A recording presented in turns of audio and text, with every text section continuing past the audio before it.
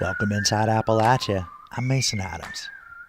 This week we listen back to 3 award-winning Folkways stories from last year. First, we visit a luthier shop, where old musical instruments get new life. I've definitely honed my skills to try to be invisible. Yeah, I don't want anybody to know I was ever there. We also take a ride on the Cass Scenic Railroad and meet the expert crew who keeps its antique trains running. I started when I was 15 years old in shop, and I'm 33 now. And I've left for a couple years, but I always seem to come back. And we learn what draws people from hours away to Floyd, Virginia's weekly Friday Night Jamboree. This is my first time. I think you've been here. Yeah, I've been to Floyd several times, yeah. And what's kept you coming back? The music. Why are y'all here tonight? The music. The music. You'll hear these stories and more this week inside Appalachia.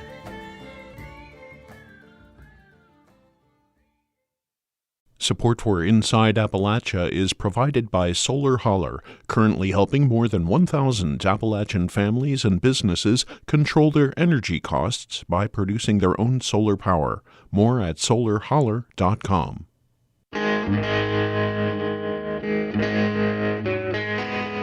Welcome inside Appalachia. I'm Mason Adams. Since 2019, our Folkways project has produced more than 130 stories about mountain arts and culture. Today, we're revisiting 3 of those stories, which recently won awards at the Virginia's Associated Press Broadcasters Competition. We begin with the story about luthier Bob Smacula. He's made a career out of fixing old musical instruments so modern musicians can keep playing them. Folkways reporter Zach Harold takes us to a place most people don't get to visit, inside Smacula's workshop. Hey there. All right.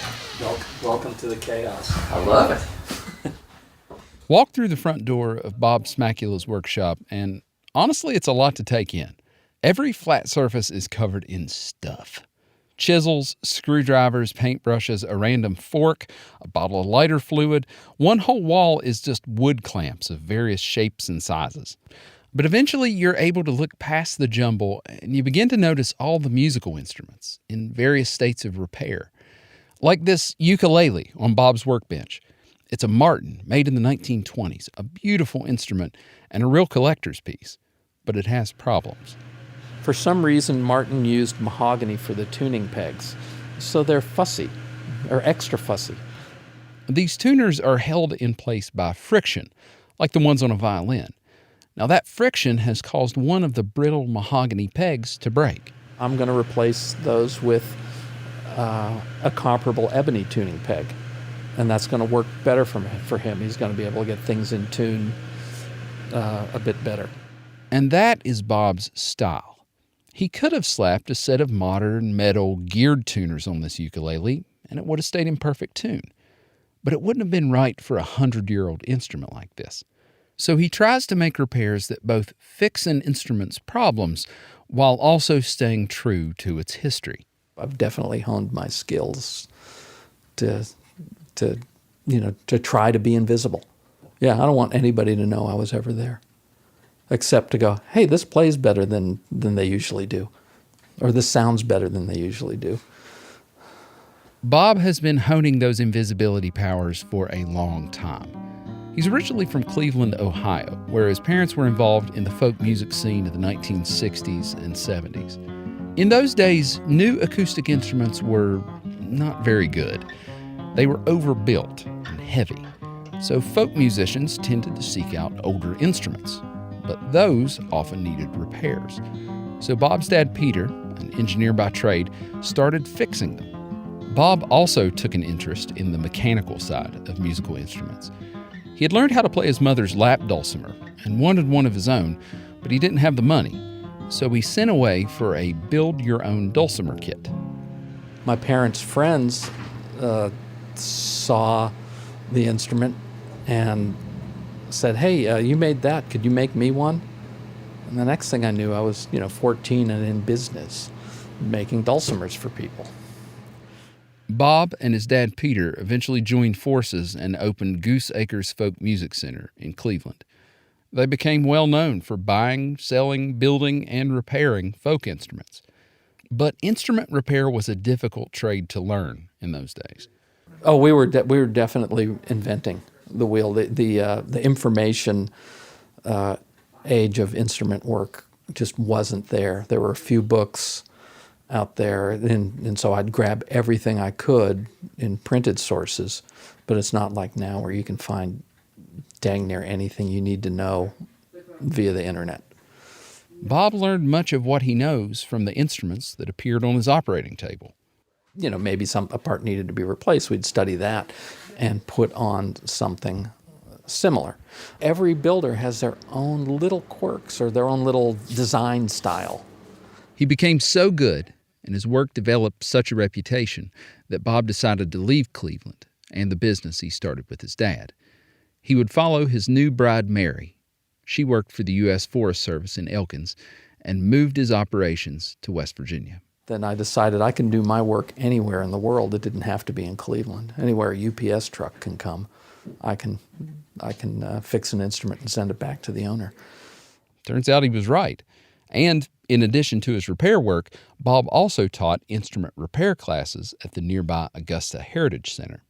That's how he found his apprentices Nate Druckenmiller and Andy Fitzgibbon. Now customers from all over the country ship their banjos, fiddles, mandolins, and guitars to this little shop in the woods, where Bob, Andy, and Nate get them singing again. Like this banjo from 1887. You know, made by a talented woodworker who maybe banjos wasn't his main thing, but it's really interesting, really. This instrument is on Andy's bench. He's worked for Bob for over 20 years, and he's the shop's banjo guy. So you see a lot of unique one-off home-built ones like this, vary in quality, anywhere from really crude to really nice. And this one is a really nice one. And you can see, you can look at it and see somebody played it a lot to where it put all this wear in it. So it has a lot of history that way too. And it is fun to be able to get them back up and running again. But as nice as it is, there are some things about this old banjo that just don't live up to modern standards. The frets, for instance. Builders nowadays know that frets need to be precisely placed, like down to hundredths of an inch, for an instrument to play in tune. The frets on this 1887 banjo weren't placed with nearly that kind of precision. Now, since this banjo is more of a collector's piece, Andy's going to keep that wonky fret job. At this point, you kind of have to balance playability with the historical aspect of it.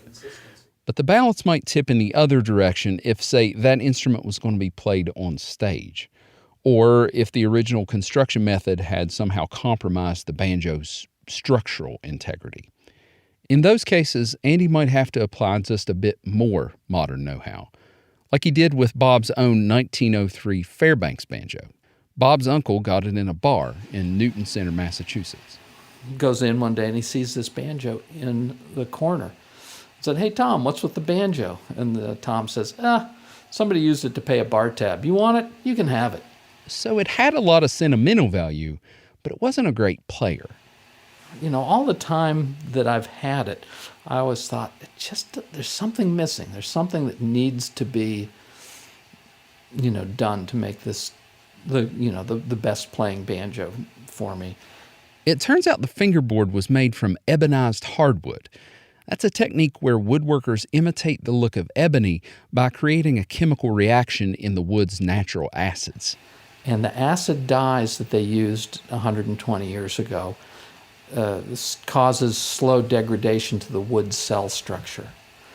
And without it being a good solid piece of wood, it would just bend ever so slightly and make it harder to play. After years of working on instruments just like this, Bob and Andy decided to rip out the old fingerboard and replace it with real ebony. They replaced the wood on the peghead with a special kind of poplar. It matches the color of old ebonized wood, but it's more stable. And this banjo went from one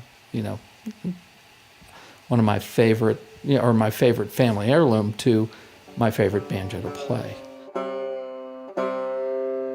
But I like it for the little bit of fingerstyle banjo playing I do too.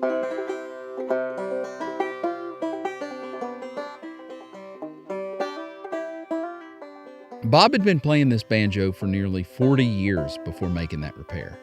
So why the delay? Well, the instrument really belonged to his dad. It didn't pass into Bob's possession until Peter's death in 2008. But really that worked out perfectly. By the time it was actually his, Bob had all those years of experience and knew exactly how to fix it.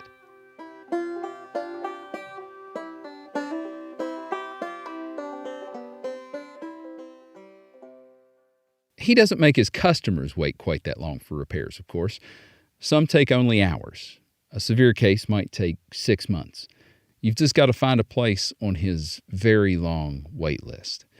That's why when I was saying my goodbyes to everybody at the shop, that Bob made a request. When you're airing this, I want to make sure you don't like give away or tell anybody my exact location, but say, north of Elkins. I said I noticed he only had a P.O. box on his website. Was he worried someone would break in and make off with somebody's vintage guitar? No. It turns out Bob is worried about something far more precious. You see how busy we are. If I did have my address, people would just stop by. Oh, just wanted to see what you have. It's like, I have no time. I've got no... That's what I have. Yeah, I've got... Well, Bob has worked for a long time to be invisible. Let's not ruin that for him. From an undisclosed location somewhere north of Elkins, West Virginia, I'm Zach Harold for Inside Appalachia. Gonna lay down my old guitar. Gonna lay down my old guitar. Oh, I wish I could tie it to my side and take it along with me. That story by Zach Harold won first place in the Mountain State Heritage category of the Virginia's AP Broadcasters Competition. And it's the third year in a row he's won the award. This next story is from the Folkways Project, too. It shows the importance of generational learning. One of the people you'll hear is Cass Scenic Railroad senior employee Rex Castle. Castle passed away during the making of this story. But during his life, he was a crucial part of why visiting the Cass Railroad in Pocahontas County, West Virginia, feels like you're stepping back in time. Last year, Folkways reporter Lauren Griffin visited Cass and brought us this story.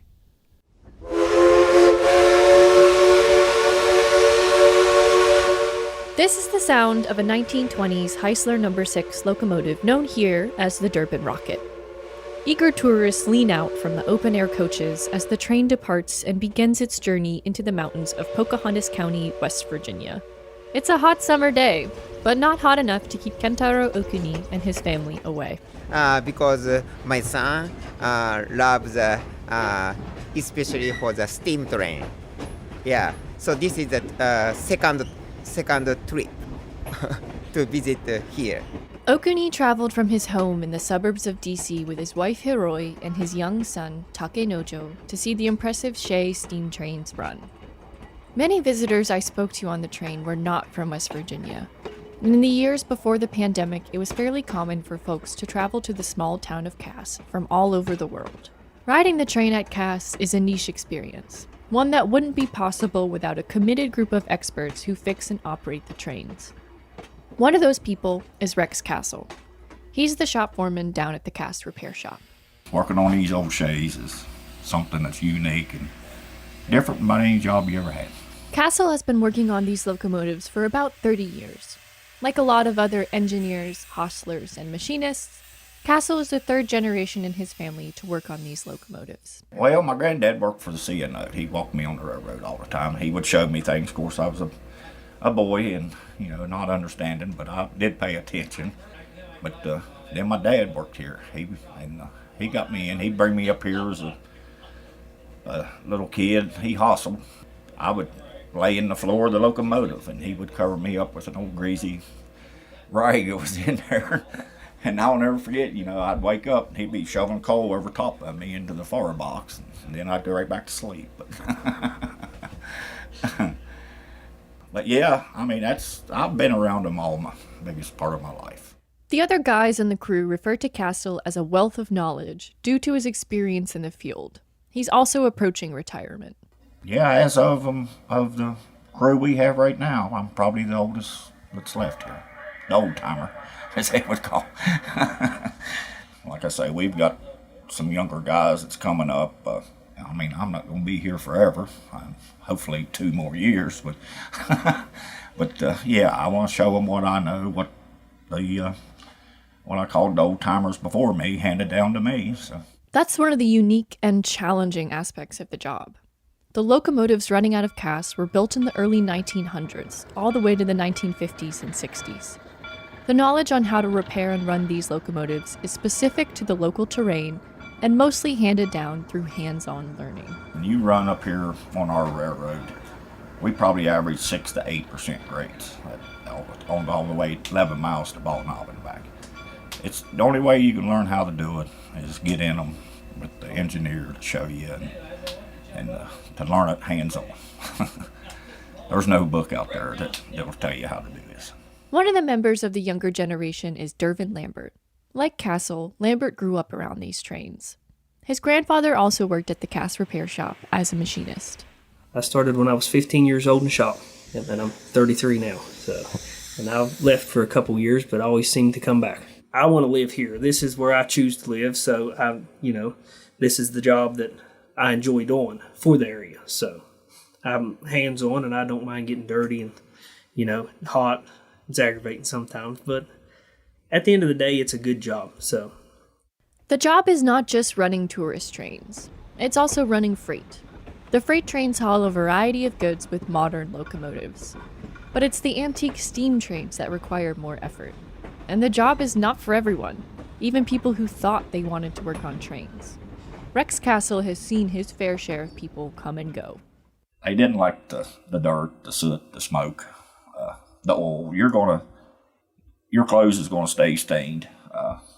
You go out here, you're black most days. I mean, it's a dirty job. It's not a job for somebody who wants to stay clean. And they're hot. They are terrible hot. The hot sunny season, I mean, like today where it's probably 80 out there, these locomotives probably averaging anywhere between 130, 150 degrees. It's hot enough on the engineer sitting there. You can't get out of it. And the fireman, he's shoveling 4 ton of coal, so in that heat. So, yeah, it's a hard job. It's important for the railroad company to find committed folks who can handle the dirty, hot work. But the population here is shrinking, and the field is primarily dominated by workers who are men. So the railroad has expanded their employee search pool beyond the region. One person who doesn't mind the rough conditions is Matthew Hooser. He's one of the newest recruits, along with his friend Brown Culp. Well, long story short, both of us volunteered at the North Carolina Transportation Museum in Spencer, North Carolina. That's how we both kind of got started into this career, I guess you could say. And one year we decided to kind of make a father-son trip. His dad and my dad, we paired together, came up and rode Cass a couple years ago. We really enjoyed it. Ever since then, I guess you could say we kind of fantasized on, it'd be great to kind of work up there. It seems like, all the steam engines and everything like that, take our passion and take it to another level. Hooser is the engineer for the morning ride on the Durbin rocket. As an engineer, Hooser is responsible for running the engine, keeping it lubricated, watching the track for obstacles, coordinating with the train conductor, and helping the trip run as smoothly as possible. His friend Culp is a fireman, which means he fuels and maintains the fire in the locomotive during trips. People like Hooser and Culp are important for the future of the trains in Cass. Hopefully, the younger generation we've got coming up here will keep them going for generations to come. If we can still afford to run them. It's getting to where it's starting to really be hard. With industry costs rising, Cass employees worry that increasing ticket prices in response might push tourists away. John Smith is the CEO and founder of the Durbin and Greenbrier Valley Railroad. He controls the finances. Our ticket price is still probably on the lower end of some of the other railroads around the country, but we're not in the middle of a metropolitan area or near one even. So everybody comes here has to drive here to get here. So it's kind of an expensive thing to do, more than just drive 20 miles to go to a zoo or something. The biggest question mark is, are we going to have the base of customers that we had before? But there's an element to Cass that keeps drawing folks back, whether to work or to visit. Just riding a train, I don't know what it is, especially if you're in like one of those air-conditioned cars whipping down the tracks over on the Central. It's pretty cool. Even the ride here, with all the noise and everything else, it's like almost musical. It has that kind of effect on you. So when you hear a steam whistle a mile away, there's no one wouldn't say that's one of the coolest things I ever heard. Which is why, for now, the trains are still running and drawing people to Cass, West Virginia. With Inside Appalachia, I'm Lauren Griffin. Lauren's story won second prize in the Mountain State Heritage category of the Virginia's AP Broadcasters Competition. The category recognizes excellence in stories about the heritage, history, culture, and natural attributes of West Virginia. Congratulations, Lauren, for the award, and thank you for your reporting. By the way, if you want to see photos of the antique trains at Cass and the crew who keeps them running, visit our website, wvpublic.org. Also, thanks to Walter Scriptunas for his help with that story.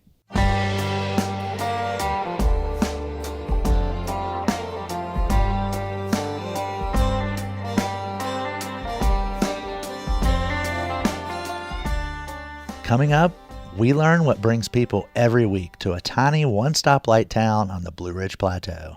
Well, just coming up here, it's like, wow, it's like everything revolves around the music. It seems like where we're from, music kind of, you fit it in with your life. Around here, music is life. You're Inside Appalachia. I'm Mason Adams.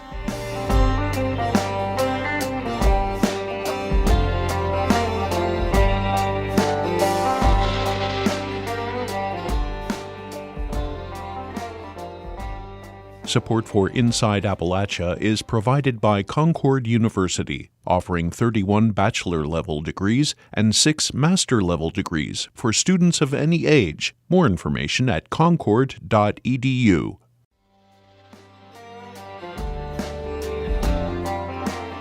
Our next story is about the community where I live, Floyd, Virginia.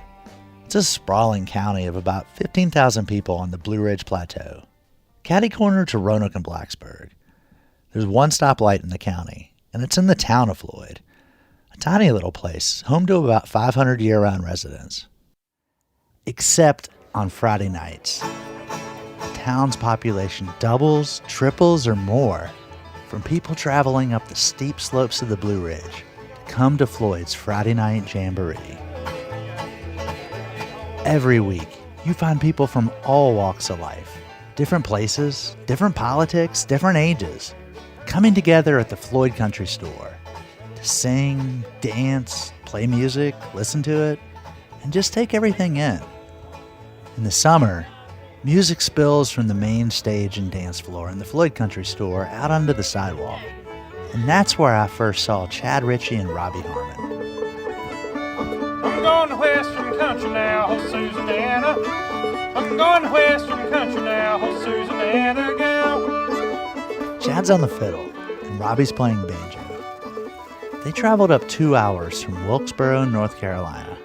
This is my first time. I think you've been here. Yeah, I've been to Floyd several times, yeah. And what's kept you coming back? The music. Why are y'all here tonight? The music. The music. Well, just coming up here, it's like, wow, it's like everything revolves around the music. It seems like where we're from, music kind of, you fit it in with your life. Around here, music is life. The main event each Friday is the Jamboree that takes place inside the Floyd Country Store. But there's a whole scene. Here's David Easterly, one of the greeters inside the Jamboree. We have the gospel band 6:30 to 7:30, dance band 7:30 to 10. Come in here, go outside, people dance in here, dance outside. Inside or outside, you find all kinds of folks. Locals, like Curtis Newell, who lives nearby and has a reserved seat. We got a lot of friends here. It's been coming for 20 or 30 years. And, you know, you come every week basically a lot to see them. Or Tracy Elliott, who began driving 226 miles here with her husband weekly after they found out about it on the internet. We had never heard this type of music. We had never danced a day in our life, and now we dance every week. Or a music school graduate from South Carolina who, along with her husband, traveled up on a church friend's recommendation. I'm just here to take it all in. This isn't really the genre that I'm most familiar with. You know, I do opera professionally, so it's a bit of a change, but I'm really excited, especially for the gospel set. Get in line, brother, if you want to go home. Now, Floyd County is a politically red county. Republicans pretty reliably win about 2/3 of the vote each year. But at the Jamboree, you find people of all political persuasions, dancing, singing, and playing music together. Kirsten Griffiths says that's one thing she likes about the Jamboree. It's diversity of all kinds. It is funny because, you know, some of us have some agreements. We kind of can pleasantly tease each other politically because we are going to be on complete and utter opposite ends of the spectrum, but we will dance together most of the time. I heard from people time and again about how friendly the dance floor is. Like Maggie from down the mountain in Franklin County. It doesn't matter if you know somebody's name or not. Everybody is really encouraging, and it's the kind of place where when you come and you want to try something new, you don't really feel that shy to do it. If you're dancing, you're doing better than anyone who's not. Floyd local and Jamboree regular Roger Dickerson still remembers the first time he went up on the dance floor. I've always loved bluegrass, but I didn't know how to dance.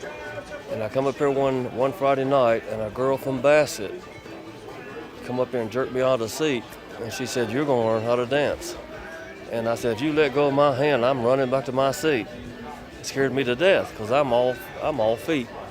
And she showed me how to flat foot, and I've been doing it ever since. And I tell people all the time, I said, "Do you come to dance?" And they said, "No, we're just curious. We want to hear the music." I said, "The music is good, but I said, when you get out on that floor, it's another world." One of the first music circles that got going outside was made up of kids. They're just learning how to play fiddles, banjos, and guitars at the country store's handmade music school. College student Sophie Meckel, who's been teaching the youth class, leads them through a rendition of Short and Bread.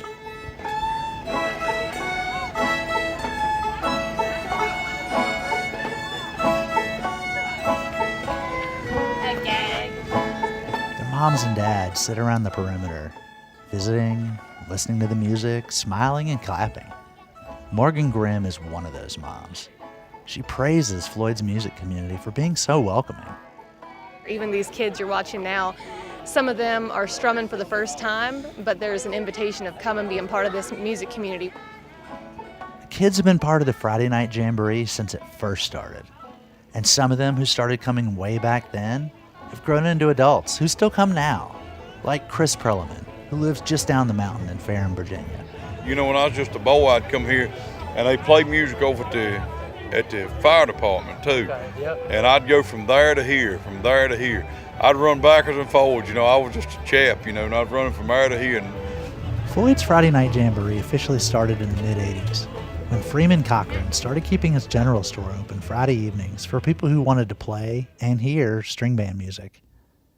Since then, the business has changed hands several times, but each new owner, 5 of them now, has kept the Jamboree going. Dylan Locke and Heather Krantz are the current owners. They bought it 8 years ago, but they don't see themselves as owners so much as stewards. Here's Krantz. It's never belonged to us. It's not something that I think belongs to anyone. You know, it belongs to this community, and it belongs to the people that show up. On the night I'm there, Krantz is out there, playing in the circle along with the kids from the handmade music school. She says their job keeping the Jamboree going requires, well, playing right along with everyone else who's part of it. You have to listen, or else it doesn't work, right? And same with playing music. If you're playing in a jam or something, like you have to be listening to the other people around you. Cranston Lock are doing more besides just keeping the Jamboree going each Friday. They've grown their music schedule to include events on Thursdays, Saturdays, and Sundays too. Sometimes they'll host a big national act at the store. Bela Fleck, Gillian Welch, and Floyd's own Morgan Wade have all played here. They're also honoring the past with a bluegrass distribution business and an attempt to document the region's musical history through a program called Music in the Mountains. And the Handmade Music School is paying it forward and building the next generation of musicians. All that contributes to the Friday Night Jamboree. It takes work and intention to build community. And when it's done right, it can attract people from around the world. Well, we're Chris and Fiona. Last year we set out from Europe to come across the Atlantic on a sailing boat and spent the winter in the Caribbean, and then came up to Chesapeake about 2 months ago, and then we decided to explore inland a bit. We wanted to see some bluegrass music, so here we are.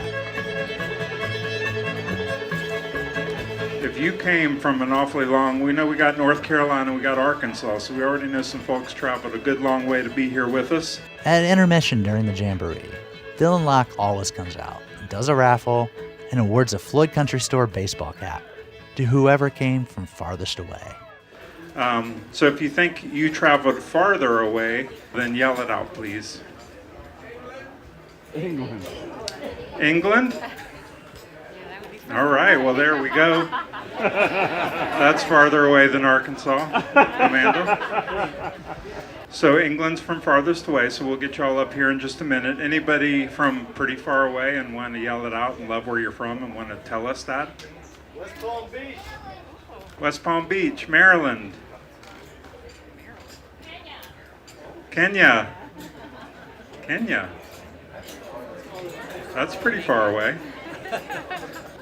So tell us your name and what brings you here from Kenya.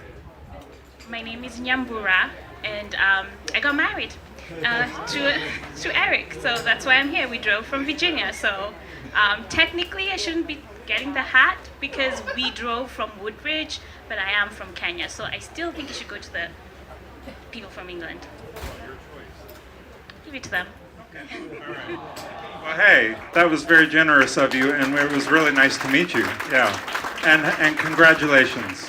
After the Jamboree, I caught up with Nyambura Kiari and asked what brought her to Floyd. Turns out, she and Eric found it in a guidebook. And there's another reason. Growing up in Kenya, we listened to a lot of country music, but the old school country music like Don Williams and Dolly Parton, and the country music that I listened to growing up sounds so much like bluegrass music. So when I listen to bluegrass music, it reminds me of home. And that's the true magic of the Friday Night Jamboree. It doesn't matter if you're from Floyd, or from England, or from Kenya. If you're a Democrat or Republican. If you're 2 or 92. It just feels like home.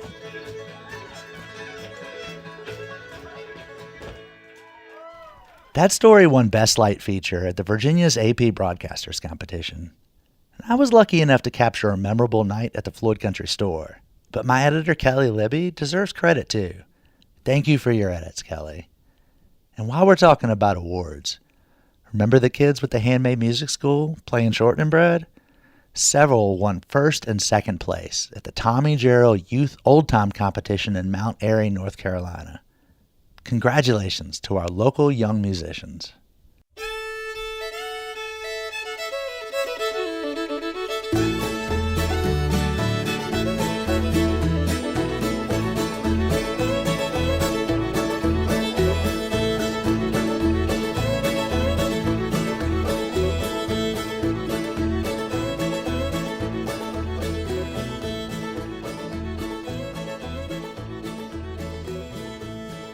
From WVXU in Cincinnati, a river advocacy group is warning the Ohio River is the second most endangered in the nation. The Ohio River flows along the border of 6 states, including Pennsylvania, Ohio, West Virginia, and Kentucky. American Rivers says the waterway faces danger from climate change and pollution. Senior Vice President for Conservation Heather Taylor Measley says the designation is meant to draw stakeholders, like industry, transportation, and conservationists together. The Ohio River has been working for our country since it was founded, and well before. It's high time that we start to come together and take a look at its management in an inclusive way that's really thoughtful of the people and the culture that are on its banks. Taylor Measley says the Ohio River doesn't have federal designation as a protected waterway. She says that such a listing would open it up to more regulation and funding for things such as better water quality monitoring. A new book looks at the deadly Donora smog, an environmental disaster that happened in western Pennsylvania 75 years ago.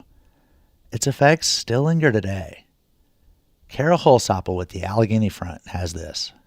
Donora Death Fog chronicles the events that led to the 1948 smog that sickened thousands and killed 21 people, according to author Andy McPhee. He writes that the small town of Donora, Pennsylvania, was founded at the turn of the 20th century expressly to make steel and zinc. Fog wasn't unusual in the town, built along a horseshoe curve in the Monongahela River, south of Pittsburgh. But I asked McPhee what made it deadly. The temperature inversions, we're accustomed to those. We have those in the fall. It's when a layer of warm air sits over a layer of cool air closer to the ground. Normally that blows off.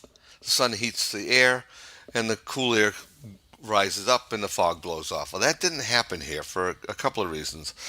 One, the fog was very thick to begin with because of all the smoke from the mills.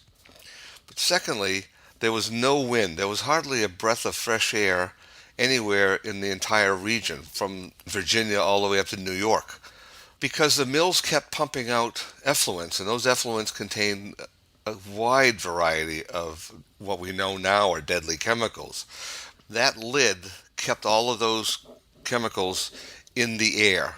Once that 6 days of smog hit, it's like just breathing in the chemicals through a gas mask. That's basically what it was.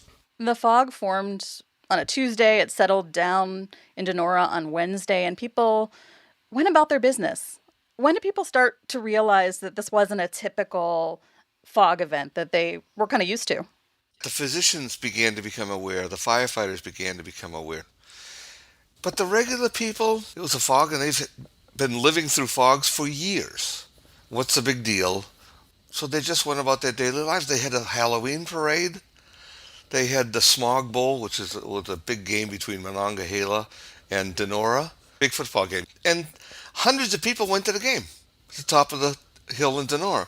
The people who died were all over 50 years old, many over 60. Many of the people who died were immigrants who had already retired from the industries that they came here to work for. How did their age and their health play into the story about the smog? The most common myth, I think, and certainly is a rationalization of a number of residents that I spoke with, the rationalization was, well, these were sickly people anyway. And they're really all older. Well, 55 was one of the youngest ones. 52, they're not that old.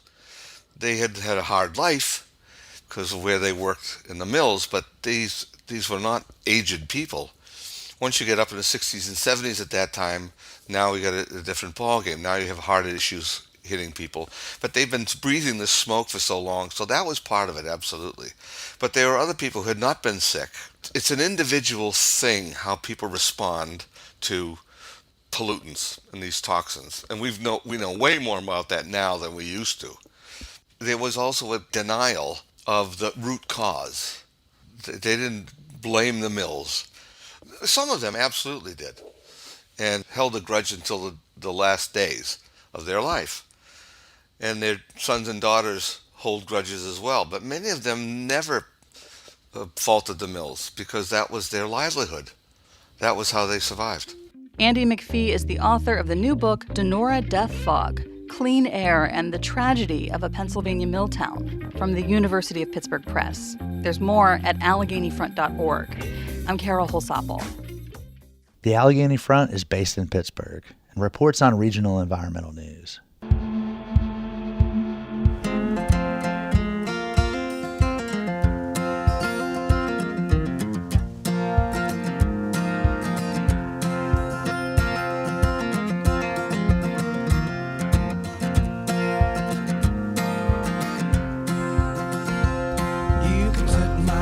on fire, baby.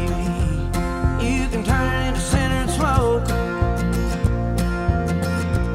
'Cause the house is mighty cold and I feel like melting all the snow away. The U.S. Drug Enforcement Administration recently issued an alert warning of a sharp increase in the trafficking of fentanyl mixed with xylazine, also known as tranq. Emily Rice of West Virginia Public Broadcasting has more.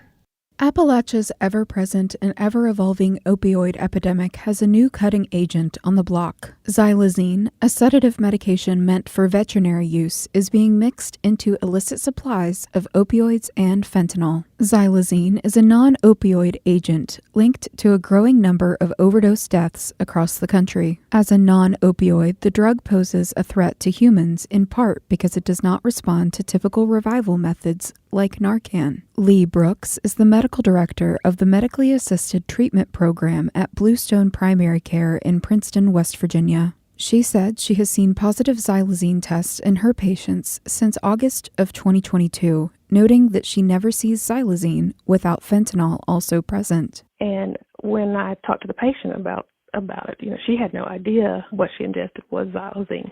So that kind of sparked my interest as far as, well, if one patient's got it, I'm probably going to have, multiple patients. Brooks said her biggest worry is how to educate her patients to handle the side effects of xylazine given its resistance to Narcan. It creates a longer lasting high when people do ingest it with fentanyl. Even though we don't think that they're actually going out on the street saying, I want xylazine. On the street, it's kind of called tranq dope. What is happening is it's just being cut with some of these illicit drugs. So people don't really know that they're ingesting them. Joshua Schrecker is the Senior Director of Clinical Affairs at Aegis Sciences Corporation, a toxicology and medication monitoring laboratory that has been tracking the use of xylazine for years. We had the prescription opioid epidemic, and then it became the illicitly manufactured fentanyl epidemic, and now we're seeing adulteration of illicit opioids, traditional illicit substances like cocaine, with sort of a hodgepodge or a mixing of drugs.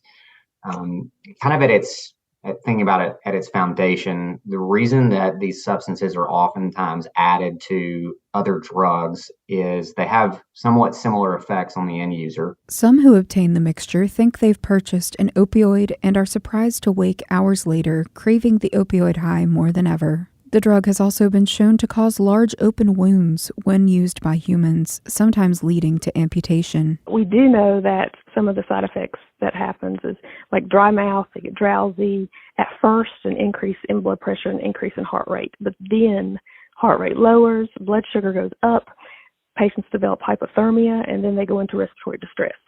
And also at the injection sites, they can get necrotic tissue. Necrotic tissue means dead body tissues.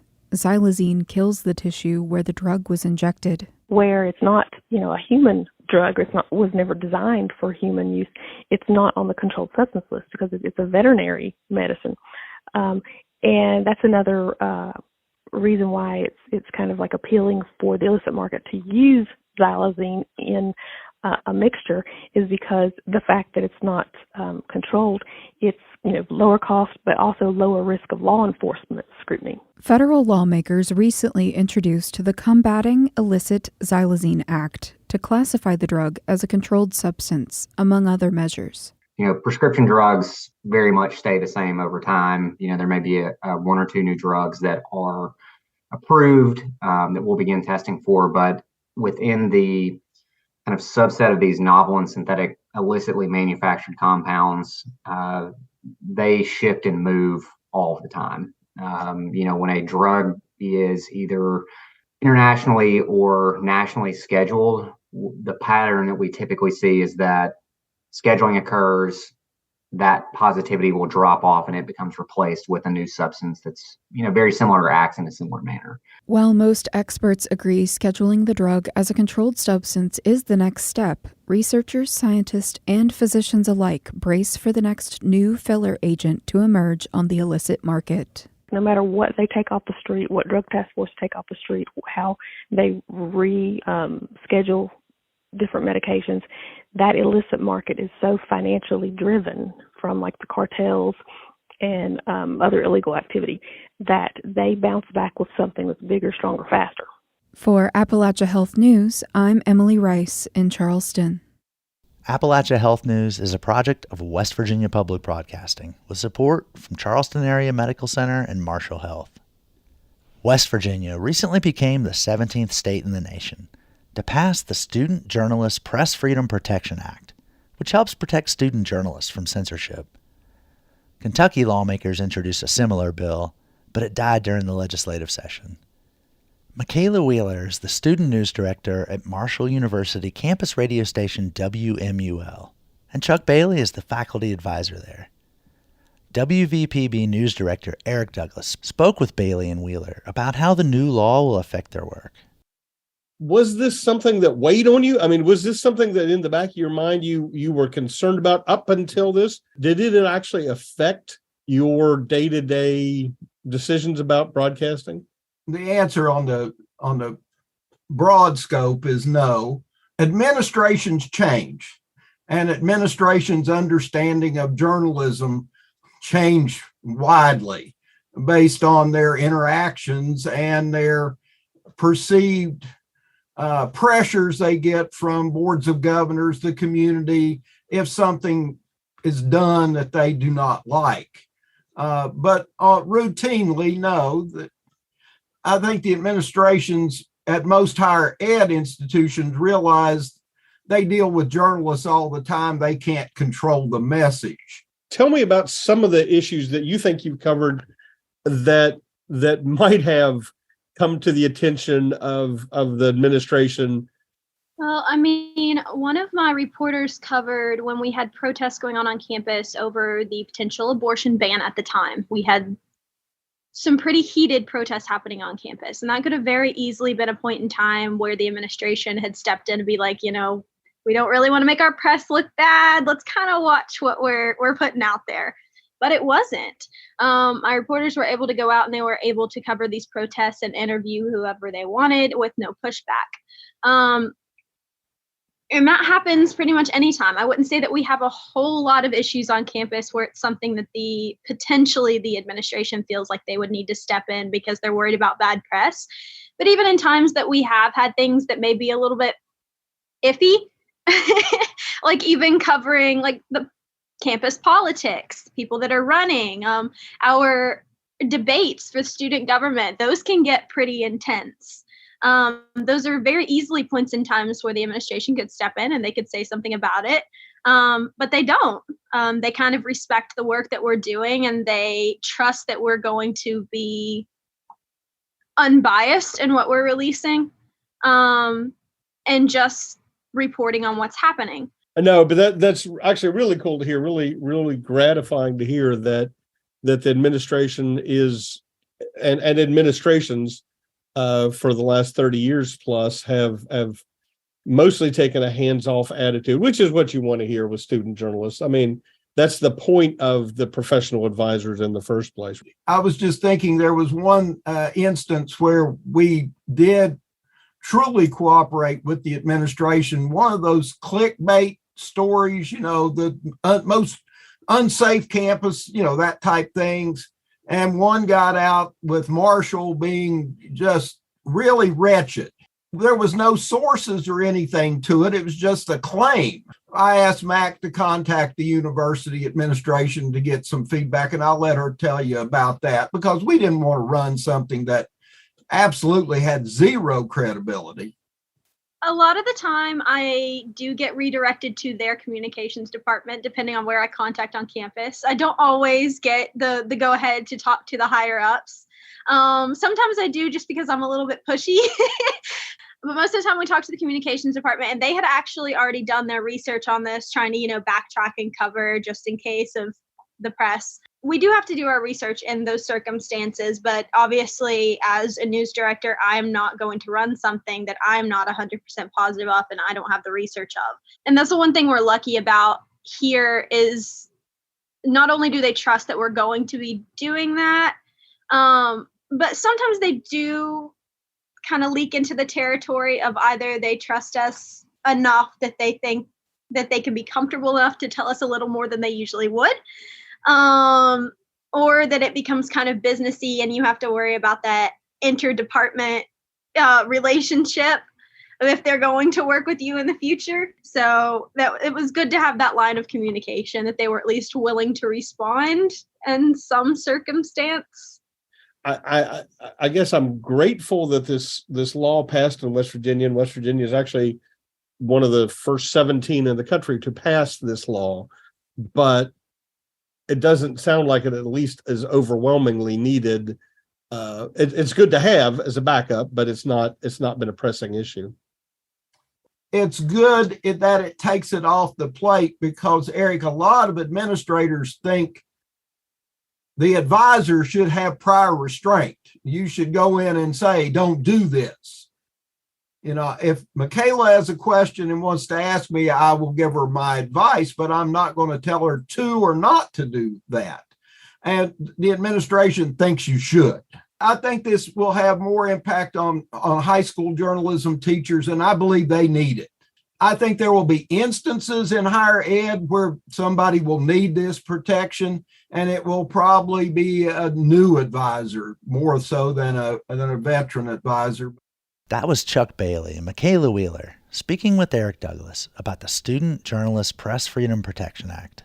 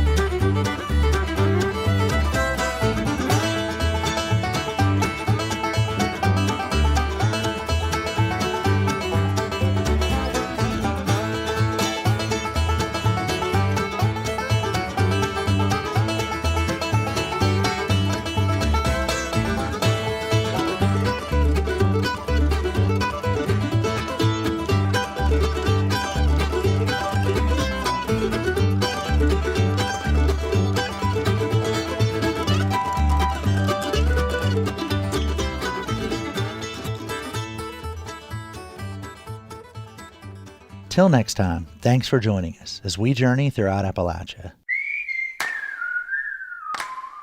Our theme music is by Matt Jackford. Other music this week was provided by Marisa Anderson, Tyler Childers, The Wayfarers, and the Appalachian Roadshow. Bill Lynch is our producer. Our executive producer is Eric Douglas. Kelly Libby is our editor. Our audio mixer is Patrick Stevens. Xander Alloy also helped produce this episode. You can find us on Instagram and Twitter @InAppalachia. You can also send us an email to insideappalachia@wvpublic.org. Visit wvpublic.org/InsideAppalachia to subscribe or stream all of our stories. Or look for Inside Appalachia on your favorite podcast app. Inside Appalachia is a production of West Virginia Public Broadcasting.